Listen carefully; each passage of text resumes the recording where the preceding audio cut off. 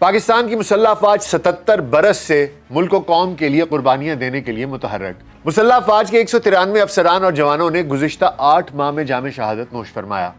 مسلح افواج ہمیشہ سے بھارتی جارحیت اور ریشہ دوانیوں کے خلاف سینہ سپر۔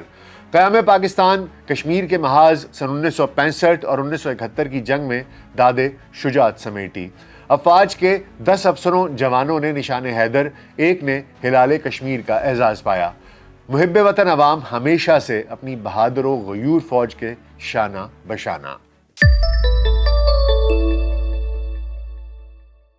وی ایل سی پوڈ کاسٹ میں ڈاکٹر ناصر بے کے ساتھ آپ کی خدمت میں حاضر ہیں۔ السلام علیکم۔ آج 6 ستمبر ہے، یوم دفاع،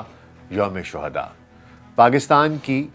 جغرافیائی اور نظریاتی سرحدوں کے تمام پاسبانوں کو سلام۔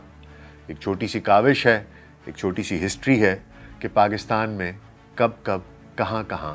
پاکستان کے عوام نے، پاکستان کی افواج نے، پاکستان کی پولیس نے، سیکیورٹی ایجنسیز نے کیا کیا قربانیاں دیں، کیا کیا چیلنجز فیس کیے۔ ترجمان پاک فوج نے گزشتہ روز پریس کانفرنس کرتے ہوئے گزشتہ 8 ماہ میں شدت پسند گروہوں اور سہولت کاروں کے خلاف انٹیلیجنس بیسڈ آپریشنز کی تفصیلات کے بارے میں بتایا۔ انہوں نے بتایا کہ گزشتہ 8 ماہ کے دوران 32,000 سے زائد انٹیلیجنس بیسڈ آپریشنز میں 90 خوارج کو جہنم واصل کیا گیا ہے، جبکہ اسی عرصے میں مسلح افواج کے 193 افسران اور جوانوں نے جام شہادت نوش کیا ہے، جنہیں پوری قوم خراج تحسین پیش کرتی ہے۔ مسلح افواج، قانون نافذ کرنے والے اداروں اور پاکستانی عوام کا قربانیاں دینے کا یہ سلسلہ جب سے پاکستان کا قیام ہوا ہے گزشتہ 77 برس سے جاری ہے۔ ایک جانب سیکیورٹی فورسز نے ہمیشہ بیرونی جارحیت اور اندرونی ملک دشمنوں کا سینہ تان کر مقابلہ کیا اور انہیں واضح پیغام دیا کہ جنگ مسلط کرنے اور شدت پسندی کرانے والوں کے ساتھ آہنی ہاتھوں سے نمٹا جائے گا۔ دشمن کے ساتھ جنگوں اور شدت پسندی کے خلاف جنگ، اس میں مسلح افواج اور قانون نافذ کرنے والے اداروں کے ہزاروں افسران اور جوانوں نے اپنی جانوں کی قربانیاں دی ہیں، اور وہیں پاکستانی عوام نے بھی ہزاروں کی تعداد میں اپنی جانیں نچھاور کی ہیں۔ اور دوسری جانب ملک دشمنوں سے لڑتے ہوئے جسمانی معذوری سے دوچار ہونے والے غازیوں کی تعداد بھی ہزاروں میں ہے، اور انہی قربانیوں کی قدردانی کرتے ہوئے محب وطن قوم نے ہمیشہ اپنی مسلح افواج کے شانہ بشانہ اپنی جان و مال کو دفاع وطن کے لیے پیش کیا ہے، اور ہمیشہ قوم کی آزادی کے لیے شہداء کی قربانیوں کو تمام سیاسی، نسلی، لسانی اور مذہبی بنیادوں سے بلند تر مانتے ہوئے مسلح افواج کے ساتھ اظہار یکجہتی کیا ہے۔ 1948 کی کشمیر کی جنگ ہو یا 1965، محب وطن عوام نے اپنے گھروں کے دروازے تک پاک فوج کے جوانوں کے لیے کھول دیے، یہاں تک کہ غازی زخمیوں کے لیے خون کا عطیہ دینے والوں کا ہسپتالوں میں رش پڑ گیا۔ آپ کو بتاتے چلیں کہ وطن عزیز کے لیے قربانیوں کا یہ سلسلہ قیام پاکستان سے ہی شروع ہو گیا، جب انگریز اور بھارت کی سازش سے کشمیر پر قبضہ آسان بنانے کے لیے گرداسپور کے بڑے حصے کو بھارت میں شامل کیا گیا تو مسلمانوں میں تشویش کی لہر دوڑ گئی۔ 3 جون سن 1947 کے بعد سے ہی تشویش بڑھنے لگی، اور پنجاب کی غیر منصفانہ تقسیم پر مسلم اور غیر مسلم آبادیوں میں خونریز فسادات شروع ہو گئے، جن میں لاکھوں مسلمان شہید ہوئے۔ ہندوستان کی سکھ برادری آج اس حقیقت کو مانتی ہے کہ کانگریسی لیڈروں نے انہیں اپنے مذموم مقاصد کے لیے استعمال کیا۔ ان فسادات کے دوران پاکستان کے حصے میں فوج اور قانون نافذ کرنے والے اداروں کے عملے کی جو معمولی سی تعداد بھی آئی، وہ انتہائی مستعدی سے ٹرینوں اور مختلف شہروں کے انٹری پوائنٹس پر ڈیوٹی سر انجام دیتے ہوئے اپنی جانوں کا نذرانہ پیش کرتے ہوئے اس خون ریزی کو روکنے کی کوشش کرتی رہی۔ تاہم ہندو سکھ بلوائیوں کی بھاری اکثریت کے باعث ان فسادات میں 15 لاکھ کے قریب مسلمان جان سے ہاتھ دھو بیٹھے۔ یہ 15 لاکھ شہادتیں وہ پہلی قربانی تھیں جو پاکستان کے لیے دی گئیں، اور یہ پاکستان کے عوام کی جانب سے تھیں۔ انسانی تاریخ کے اس عظیم المیہ پر ادیبوں نے افسانے، ناول لکھے اور کئی فلمیں بھی بنائی گئیں۔ پنجاب کی غیر منصفانہ تقسیم پر خونی فسادات سے بھارت نے کچھ نہ سیکھا، اور کشمیر کی کٹھ پتلی حکومت کی مدد سے اکتوبر سن 1947 میں ہی مسلم اکثریت والی وادی پر قبضہ کرنے چڑھ دوڑا۔ پاکستان اور اس کی مسلح افواج کو درپیش بے پناہ مسائل اور وسائل کی کمی کے باوجود کشمیری عوام نے اپنے مسلمان بھائیوں خیبر پختونخوا کے قبائلی عوام کی مدد سے یہ جنگ دسمبر 1948 تک جاری رکھی۔ اس جنگ میں انگریز فوجی سربراہ جنرل فرینک نے قائد اعظم کی حکم عدولی کرتے ہوئے حیل و حجت سے بھی کام لیا، مگر ماتحت فورسز اور عوام کی مدد سے پاکستان نے وادی کشمیر میں 85,000 کلومیٹر سے زائد علاقہ آزاد کروا لیا۔ اس جنگ میں 27 جولائی سن 1948 کو روایتی دشمن سے لڑتے ہوئے اپنی جان کی قربانی دینے والے پنجاب ریجمنٹ کے کیپٹن محمد سرور شہید کو نشان حیدر دیا گیا، جبکہ 26 اکتوبر سن 1948 کو داد شجاعت دیتے شہید ہونے والے آزاد کشمیر کے نائک سیف اللہ جنجوعہ کو ہلال کشمیر کے اعلیٰ اعزاز سے نوازا گیا۔ کشمیر کو ہضم کرنے کے منصوبے میں ناکامی اور کشمیریوں کی حریت دیکھتے ہوئے بھارتی حکومت اور مہاراجہ مل کر مسئلے کو اقوام متحدہ میں لے گئے، جہاں سیکورٹی کونسل نے بین الاقوامی غور و فکر کے بعد سیکورٹی کونسل میں قرارداد نمبر 47 سن 1948 میں منظور کر لی، جو اس کے بعد مسئلہ کشمیر کو حل کرنے کی تمام بین الاقوامی کوششوں کے لیے مرکزی ریفرنس ہے۔ تاہم بھارت اپنے تمام وعدوں سے مکرتے ہوئے 76 سال کے بعد بھی وادی کشمیر کے باسیوں کو حق رائے دہی دینے سے انکاری ہے۔ اس کے بعد منظور ہونے والی سیکورٹی کونسل کی تمام قراردادوں میں خطے کو غیر مسلح کرنے اور قرارداد نمبر 47 کے رائے شماری کے مطالبے کو دہرایا گیا ہے، تاہم ایسا آج تک نہیں ہو پایا۔ انڈیا اور پاکستان اب تک سن 1965، سن 1971 اور سن 1999 میں جنگیں لڑ چکے ہیں اور بات جوہری تصادم تک بھی پہنچی ہے۔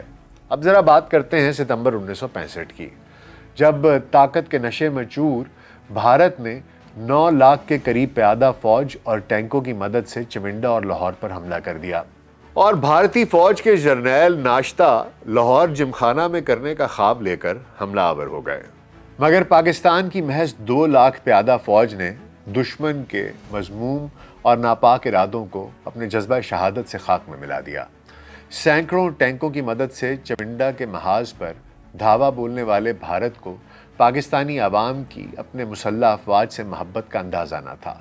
جن سے مل کر پاک فوج کے افسروں اور جوانوں نے چند گھنٹوں میں منہ توڑ جواب دیتے ہوئے جنگ کا پانسا پلٹ کر رکھ دیا۔ پاکستان کے غیور عوام نے دشمن کی ظاہری قوت کو بھانپتے ہوئے اپنے جسموں پر بم باندھ لیے اور دشمن کے اتنے ٹینک اڑا کر رکھ دیے کہ وہ دم دبا کر واپس بھاگنے پر مجبور ہو گیا۔ اس جنگ میں میجر عزیز بھٹی شہید نے لاہور میں BRB نہر پار کرنے کا بھارتی خواب ناکام بنا کر نشان حیدر کا اعزاز حاصل کیا، جبکہ مسلح افواج کے جوانوں کی بڑی تعداد نے اپنی جانوں کی قربانی پیش کر کے دشمن کے عزائم خاک میں ملا دیے۔ اسی طرح سن 1971 میں مشرقی پاکستان میں سیاسی عدم استحکام پھیلا تو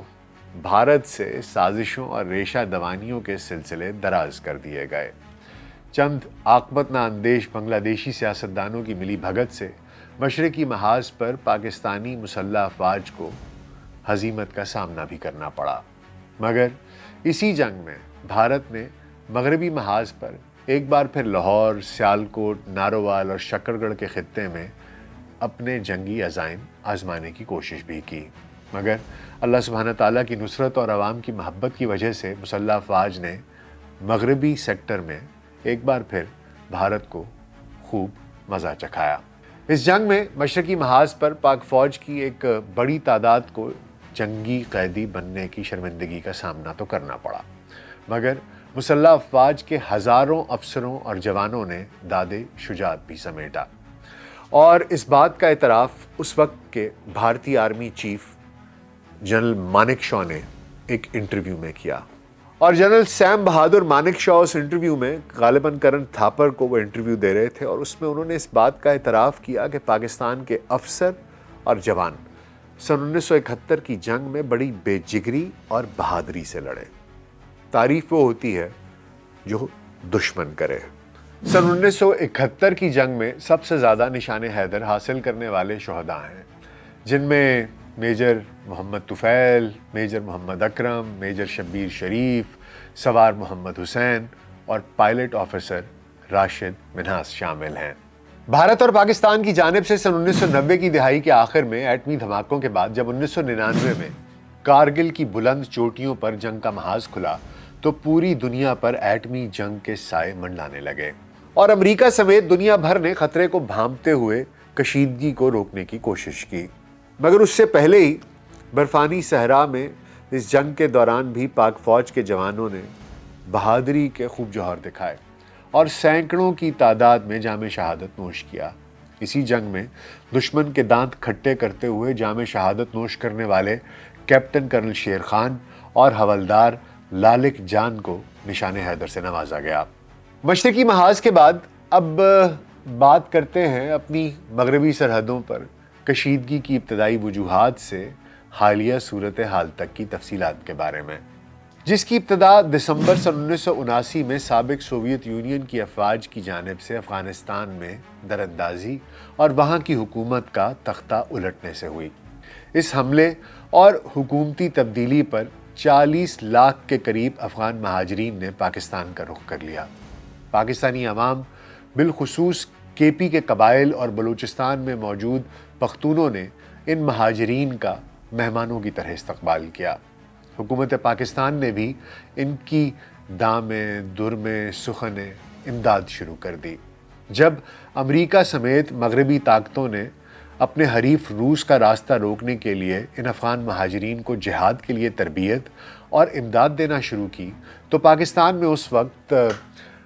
جنرل ضیاء الحق کی حکومت تھی اور انہوں نے اس عمل میں پوری شراکت داری دکھائی۔ ایک دہائی کے قریب جاری رہنے والی اس جنگ کے آخر میں روس کو پسپائی اختیار کرنا پڑی، جس کے بعد افغانستان میں مختلف جہادی دھڑوں نے مل کر حکومت بنائی، مگر جلد ہی بھارتی ریشہ دوانیاں وہاں بھی اپنا رنگ دکھانے لگیں اور افغانستان اور پاکستان کے بارڈر کے اوپر بھارت نے 20 کونسل خانے کھول لیے۔ مختلف جہادی دھڑوں نے پاکستان کے ساتھ اختلافات کے ساتھ ساتھ خانہ جنگی بھی شروع کر دی، جس کے اثرات پاکستان کے پختون حصوں میں بھی نظر آنے لگے۔ اگست 2006 میں ایک فوجی آپریشن کے دوران بلوچستان کے بزرگ رہنما اکبر بگٹی کی شہادت نے جلتی پر تیل کا کام کیا اور پختون بیلٹ کے ساتھ ساتھ مغرب میں بلوچ علاقوں میں بھی کشیدگی کی نئی لہر شروع ہو گئی، جسے اپنے لیے سنہری موقع جانتے ہوئے بھارت نے کلبھوشن یادیو جیسے جاسوسوں کے ذریعے ناراض بلوچوں کو ریاست اور ریاستی اداروں کے خلاف بھڑکانے کے لیے بھرپور استعمال کیا اور یہ سلسلہ کسی نہ کسی صورت میں آج تک جاری رکھے ہوئے ہے۔ تاہم پاکستان کی مسلح افواج نے اپنی مغربی سرحدوں پر دشمن کی ریشہ دوانیوں اور انتشار پسندیوں کی عاقبت نااندیشی سے کبھی آنکھیں نہیں پھیریں۔ سوات سمیت مالاکنڈ ڈویژن میں ریاستی ریٹ کو چیلنج کیا گیا تو پاک فوج نے سوات، بنیر اور دیر کے تینوں اضلاع میں عسکریت پسندوں کے خلاف کامیاب کارروائی کرتے ہوئے کامیابی سمیٹی اور مسلح افواج کے 20 جوانوں نے جان پر کھیل کر سوات ڈویژن کے عوام کی جان و مال کی تحفظ کی اور جان و مال کی تحفظ کے ساتھ ساتھ ملکی سالمیت کی دفاع کے لیے کئی قربانیاں دیں۔ اس کے بعد پاک فوج نے جون 2014 میں عسکریت پسندوں کے خاتمے کے لیے وزیرستان سمیت مختلف علاقوں میں قیام امن اور شدت پسندی کے خاتمے کے لیے آپریشن ضرب عضب شروع کیا، جس کے صرف ایک برس کے دوران سیکیورٹی فورسز کے 347 افسران اور جوانوں نے جام شہادت نوش کیا، جبکہ اسی ایک برس میں 2763 شدت پسندوں کو جہنم واصل کیا گیا۔ آبادی کے انخلاء سے شروع ہو کر شدت پسندوں کے صفائے اور متاثرین علاقہ کی بحالی کا یہ آپریشن کئی برس تک جاری رہا۔ اس آپریشن کے دوران سب سے دلسوز واقعہ 16 دسمبر 2014 کو پیش آیا، جب شدت پسند خوارج نے آرمی پبلک سکول پشاور پر حملہ کر کے 132 معصوم بچوں سمیت 149 افراد کو شہید کر دیا۔ پاک فوج نے جوابی کارروائی کرتے ہوئے انسانیت کے نام پر پڑے 6 سیاہ دھبوں کو مٹا دیا۔ اس بزدلانہ حملے نے پوری قوم کے دل زخمی کر دیے، جس پر مسلح افواج نے بھرپور کارروائی کرتے ہوئے شدت پسندوں کی کمر توڑ کر رکھ دی۔ اسی طرح ان شدت پسندوں سے نمٹنے کے لیے آپریشن رد الفساد شروع کیا گیا، لیکن شدت پسند وہاں موجود محفوظ پناہ گاہوں میں منتقل ہو چکے تھے۔ اس میں زیادہ کامیابی اس لیے نہ مل سکی، اور اسی کے باعث پاکستان میں خوارج کی کارروائیاں بڑھ گئیں، بلکہ چینی ورکرز کے حملوں میں مارے جانے پر جب چین کی حکومت نے سیکیورٹی صورتحال کو بہتر بنانے کا مطالبہ کیا تو حکومت نے آپریشن عزم استحکام لانچ کرنے کا فیصلہ کیا۔ نیشنل ایکشن پلان کی ایپیکس کمیٹی نے عزم استحکام آپریشن کی منظوری دے دی، جس کے بعد سے پاکستان کی مسلح افواج پوری قوم کی حمایت سے خیبر پختونخوا اور بلوچستان کے شورش زدہ علاقوں سے خوارج کو جہنم واصل کرنے اور شدت پسند گروہوں کی سرکوبی کے لیے ایک بار پھر اپنی جان کے نذرانے پیش کر رہی ہے، جن کا ذکر ڈی جی ISPR نے اپنی تازہ ترین پریس کانفرنس میں بھی کیا ہے، اور آخری خارجی کے خاتمے تک جنگ جاری رکھنے کے عزم کا اعادہ کیا ہے۔ عوام اور فوج قوم کے سکے کے دو رخ ہوتے ہیں۔ فوجی اسی عوام میں سے ہیں، اور پاکستانی عوام نے یہ بات ثابت کی ہے کہ جب کسی دشمن نے انہیں میلی آنکھ سے دیکھا ہے تو اس قوم کا ایک ایک بچہ، ایک ایک بوڑھا، ایک ایک جوان، ایک ایک مرد و زن سپاہی ہے، فوجی ہے۔ آخر میں سب سے پہلے تو ایک دعا کہ اللہ سبحانہ تعالیٰ سن 1947 سے لے کر آج تک کے جتنے بھی شہداء ہیں ان کے درجات کو بلند کریں، اور ان تمام شہداء، ان تمام غازیوں، ان تمام گمنام سپاہیوں جنہوں نے وردی پہنی ہوئی تھی یا نہیں پہنی ہوئی تھی، وہ جن کا مجھے اور آپ کو علم بھی نہیں، جن کا ہم نام بھی نہیں جانتے،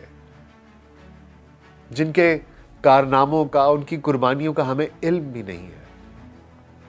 ان سمیت ان تمام محسنان وطن کو آج سلام پیش کرتے ہیں۔ اللہ سبحانہ تعالیٰ پاکستان کو ابد تک قائم رکھے، اس کے لوگوں کو خوشحال رکھے، آباد رکھے، یہ ترقی کریں، پھلے پھولیں، اور اس ملک میں امن